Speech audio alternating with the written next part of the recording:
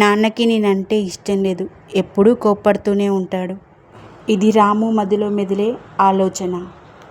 రాముకు చిన్నప్పటినుంచి ఒక విషయం అర్థం కాలేదు. నాన్నెందుకు గట్టిగా మాట్లాడతాడు. అమ్మ మాత్రం ఎప్పుడూ నవ్వుతూ ప్రేమగా ఉంటుంది. ఒకరోజు స్కూల్ నుంచి వచ్చిన రాము, నాన్న నాకు కొత్త సైకిల్ కావాలి అని అడిగాడు. నాన్న ఒక్కసారిగా అవసరం లేదు, ముందు నీ చదువు సంగతి చూడు అన్నాడు. రాముకి బాధనిపించింది. నాన్నకి నేనంటే ఇష్టం లేదనుకున్నాడు. ఒకరోజు రాము నిద్రలేచి చూసేసరికి నాన్న అమ్మ మాట్లాడుకుంటున్నారు.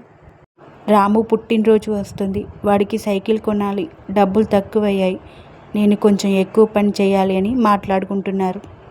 అది విన్న రాము మా నాన్నని నేను తప్పుగా అనుకున్నానని ఫీల్ అయ్యాడు.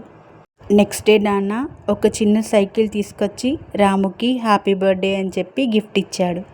రాము పరిగెత్తుకొని వెళ్ళి వాళ్ళ నాన్నని హగ్ చేసుకున్నాడు. సారీ నాన్న, నేను నిన్ను తప్పుగా అనుకున్నాను.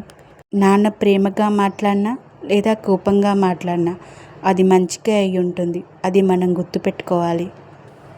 మీలో ఎంతమందికి మీ నాన్న అంటే ఇష్టం? మీ నాన్న కష్టం మాతో పంచుకోవాలనుకుంటున్నారా? అయితే లవ్ యూ నాన్న అని కామెంట్ చేయండి. మా వీడియోని లైక్ చేయండి, షేర్ చేయండి, మా ఛానల్ సబ్స్క్రైబ్ చేసుకోండి.